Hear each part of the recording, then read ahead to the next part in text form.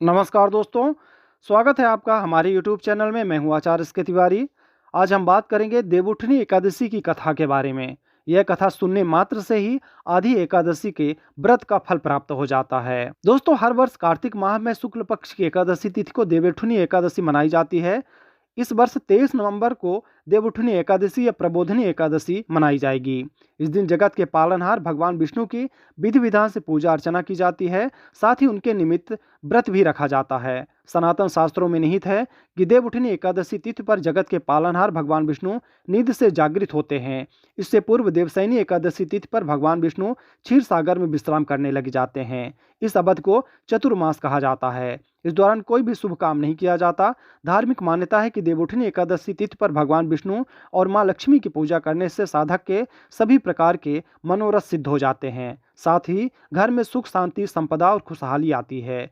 तो आइए जानते हैं देवउठनी एकादशी की कथा के बारे में। ओम नमो भगवते वासुदेवाय। देवउठनी एकादशी की कथा के अनुसार एक राजा के राज्य में सभी लोग एकादशी का व्रत रखते थे। प्रजा तथा नौकर चाकर से लेकर पशुओं तक को एकादशी के दिन अन्न नहीं दिया जाता था। एक दिन किसी दूसरे राज्य का एक व्यक्ति राजा के पास आकर बोला, महाराज कृपा करके मुझे नौकरी पर रख लें।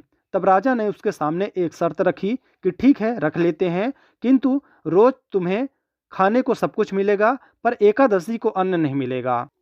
उस व्यक्ति ने उस समय हाँ कर ली, पर एकादशी के दिन जब उसे फलाहार का सामान दिया गया तो वह राजा के सामने जाकर गिड़गिड़ाने लगा, महाराज इसमें मेरा पेट नहीं भरेगा, मैं भूखा ही मर जाऊंगा, मुझे अन्न दे दो।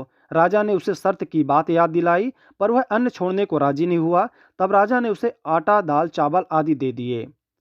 वह नित्य की तरह नदी पर पहुंचा और स्नान कर भोजन पकाने लगा। जब भोजन बन गया तो वह भगवान को बुलाने लगा, आओ भगवान, भोजन तैयार है। उसके बुलाने पर पीतांबर धारण किए भगवान चतुर्भुज रूप में आ पहुंचते हैं तथा प्रेम से उसके साथ भोजन करने लगे। भोजनादि करके भगवान अंतर्ध्यान हो गए तथा वह अपने काम पर चला गया।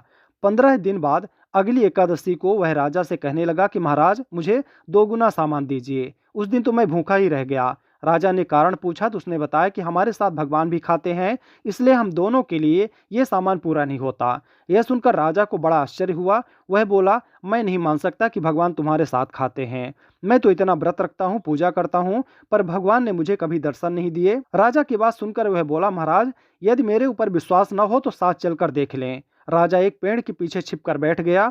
उस व्यक्ति ने भोजन बनाया तथा भगवान को शाम तक पुकारता रहा, परंतु भगवान न आए। अंत में उसने कहा कि हे भगवान, यदि आप नहीं आए तो मैं नदी में कूदकर प्राण त्याग दूंगा। लेकिन भगवान नहीं आए। तब वह प्राण त्यागने के उद्देश्य से नदी की तरफ बढ़ा। प्राण त्यागने का उसका दृढ़ इरादा जान शीघ्र ही भगवान ने प्रकट होकर उसे रोक लिया और उसके साथ बैठकर भोजन करने लगे। खा पीकर वो उसे अपने विमान में बिठाकर अपने धाम ले गए। यह देख राजा ने सोचा कि व्रत उपवास से तब तक कोई फायदा नहीं होता जब तक मन शुद्ध ना हो। उससे राजा को ज्ञान मिला। वह भी मन से व्रत उपवास करने लगा और अंत में स्वर्ग को प्राप्त हुआ। दूसरी कथा के अनुसार भगवान श्री कृष्ण की पत्नी सत्यभामा को अपने रूप पर बड़ा गर्व था। वह सोचती थी कि रूपवती होने के कारण ही श्री कृष्ण उनसे अधिक स्नेह रखते हैं। एक दिन जब नारद जी उनके घर गए तो सत्यभामा ने कहा कि आप मुझे आशीर्वाद दीजिए कि अगले जन्म में मैं भगवान श्री कृष्ण ही मुझे पति के रूप में प्राप्त हों। नारद जी बोले कि नियम है, यदि कोई व्यक्ति अपनी प्रिय वस्तु इस जन्म में दान करे तो वह उसे अगले जन्म में प्राप्त होती है। अतः आप भी श्री कृष्ण को दान रूप में मुझे दे दो तो वो अगले जन्म में जरूर मिलेंगे। सत्यभामा ने श्री कृष्ण जी को नारद जी को दान रूप में दे दिया। तब नारद जी उन्हें ले जाने लगे तो अन्य रानियों ने उन्हें रोक लिया और कहा कि इनमें हमारा भी अधिकार होता है, तो सत्यभामा अकेले भगवान श्री कृष्ण का दान कैसे कर सकती हैं। इस पर नारद जी बोले कि यदि श्री कृष्ण जी के बराबर सोना व रत्न हमें दे दो तो हम इन्हें छोड़ देंगे। तब तराजू के एक तरफ भगवान श्री कृष्ण बैठे तथा दूसरे पलड़े में सभी रानियां अपने अपने आभूषण चढ़ाने लगीं, पर तराजू का पलड़ा टस से मस नहीं हुआ। यह देख सत्यभामा ने कहा, यदि मैंने इन्हें दान दिया है तो मैं इन्हें उबारने की क्षमता भी रखती हूँ। यह कहकर उन्होंने अपने सारे आभूषण चढ़ा दिए, पर उनका पलड़ा थोड़ा भी नहीं हिला और वो बड़ी लज्जित हुई। सारा समाचार जब रुक्मणी जी ने सुना तो वो तुलसी पूजन करके उसकी पत्ती ले आई। उस पत्ती को पलड़े पर रखते ही तुला का वजन बराबर हो गया। नारद जी तुलसी दल लेकर स्वर्ग को चले गए। रुक्मिणी श्री कृष्ण की पटरानी थी। तुलसी के वरदान के कारण ही वो अपने व अन्य रानियों के सौभाग्य की रक्षा कर सकें।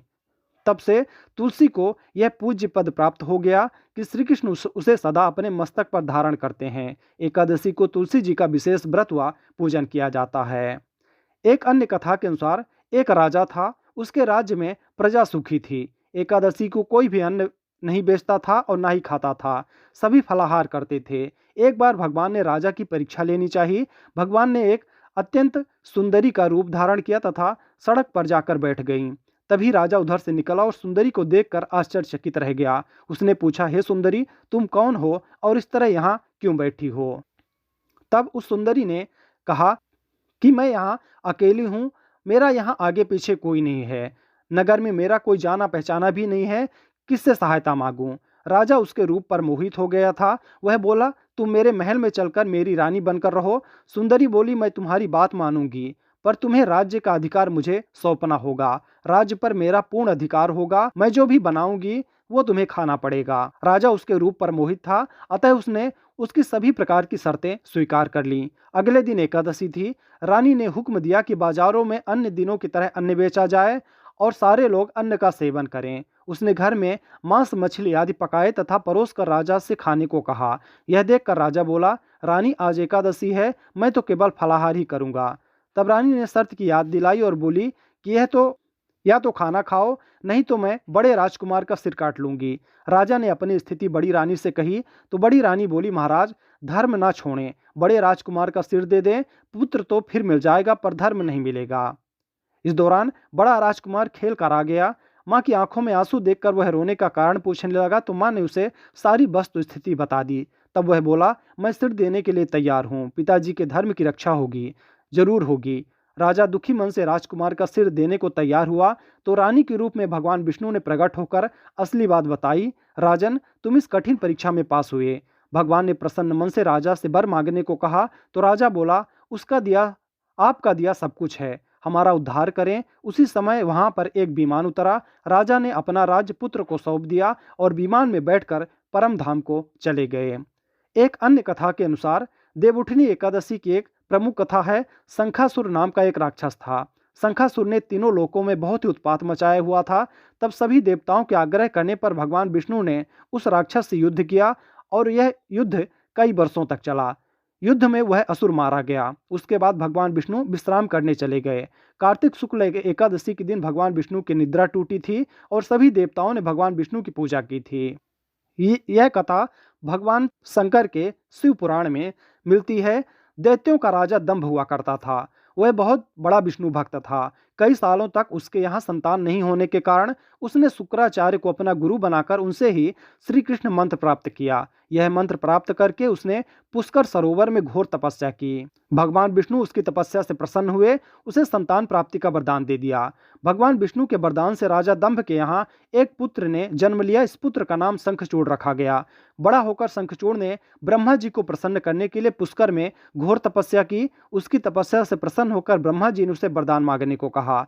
तब शंखचूड़ ने वरदान मांगा कि वह हमेशा अजर अमर रहे व कोई भी देवता उसे मार ना पाए। ब्रह्मा जी ने उसे यह वरदान दे दिया और कहा कि वह बद्री वन जाकर धर्मध्वज की पुत्री तुलसी को तपस्या कर रही है, उससे विवाह कर ले। शंखचूड़ ने वैसा ही किया। तुलसी के साथ विवाह के बाद वह सुखपूर्वक रहने लगा। उसने अपने बल से देवताओं को, असुरों को, दानवों, राक्षसों, गंधर्वों, नागों, किन्नरों, मनुष्यों तथा त्रिलोकी की सभी प्राणियों पर विजय प्राप्त कर ली। वह भगवान श्री कृष्ण का परम भक्त था। शंखचूड़ के अत्याचारों से सभी देवता परेशान होकर ब्रह्मा जी के पास गए। ब्रह्मा जी ने उन्हें भगवान विष्णु के पास ले गए। भगवान विष्णु ने कहा कि शंखचूड़ की मृत्यु भगवान शिव के त्रिशूल से ही होगी, अतः आप उनके पास जाएं। भगवान शिव ने चित्ररथ नामक गण को अपना दूत बनाकर शंखचूड़ के पास भेजा। चित्ररथ ने शंखचूड़ को समझाया कि वह देवताओं को उनका राज्य लौटा दे, परंतु शंखचूड़ ने मना कर दिया और कहा कि महेश्वर से युद्ध करना चाहता है। भगवान शिव को जब यह बात पता चली तो वो युद्ध के लिए अपनी सेना को लेकर निकल पड़े। इस तरह देवता और दानवों में घमासान युद्ध हुआ, परंतु ब्रह्मा जी के वरदान के कारण शंखचूड़ को देवता नहीं मार पाए। भगवान शिव ने शंखचूड़ का वध करने के लिए जैसे ही अपना त्रिशूल उठाया, तभी आकाशवाणी हुई कि जब तक शंखचूड़ के हाथ में श्रीहरि का कवच और उसकी पत्नी का सतीत्व अखंडित है, तब तक उसका वध असंभव है। आकाशवाणी सुन भगवान विष्णु वृद्ध ब्राह्मण का रूप धारण कर शंखचूड़ के पास गए और उससे श्रीहरि कवच दान में मांग लिया। शंखचूड़ ने वह कवच बिना किसी संकोच के दान कर दिया। उसके बाद भगवान विष्णु शंखचूड़ का रूप बनाकर तुलसी के पास गए। शंखचूड़ रूपी भगवान विष्णु ने तुलसी के महल के द्वार पर जाकर अपनी विजय होने की सूचना दी। यह सुनकर तुलसी बहुत प्रसन्न हुई और पति रूप में आए भगवान का पूजन किया व उनके साथ रमण किया। ऐसा करते ही तुलसी का सतीत्व खंडित हो गया। भगवान शिव ने युद्ध में अपने त्रिशूल से शंखचूड़ का वध कर दिया। जब तुलसी को पता चला कि उनके पति नहीं है बल्कि वो तो भगवान विष्णु हैं, क्रोध में आकर तुलसी ने कहा कि आपने छल पूर्वक मेरा धर्म भ्रष्ट किया और मेरे पति को मार डाला, अतः मैं आपको श्राप देती हूँ कि आप पाषाण होकर धरती पर रहें। तब भगवान विष्णु ने कहा, देवी तुम मेरे लिए भारतवर्ष में रहकर बहुत दिनों तक तपस्या कर चुकी हो। तुम्हारा यह शरीर नदी रूप में बदलकर गंडकी नामक नदी के रूप में प्रसिद्ध होगा। तुम पुष्पों में श्रेष्ठ तुलसी का वृक्ष बन जाओगी और मेरे साथ हमेशा रहोगी। तुम्हारे श्राप को सत्य करने के लिए मैं पाषाण यानी शालिग्राम बनकर रहूंगा।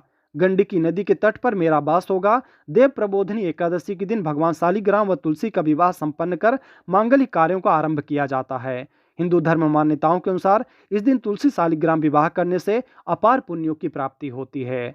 तो दोस्तों, ये जानकारी थी देव प्रबोधिनी या देवउठनी एकादशी की कथा के बारे में। यह 3 प्रकार की कथाएं अपने वेद पुराणों में और जनश्रुतियों में प्रचलित हैं। जानकारी आपको कैसी लगी हमें कमेंट करके ज़रूर बताएं। वीडियो अच्छी लगी हो तो लाइक करें। चैनल में अगर आप नए हैं तो चैनल को सब्सक्राइब जरूर करें।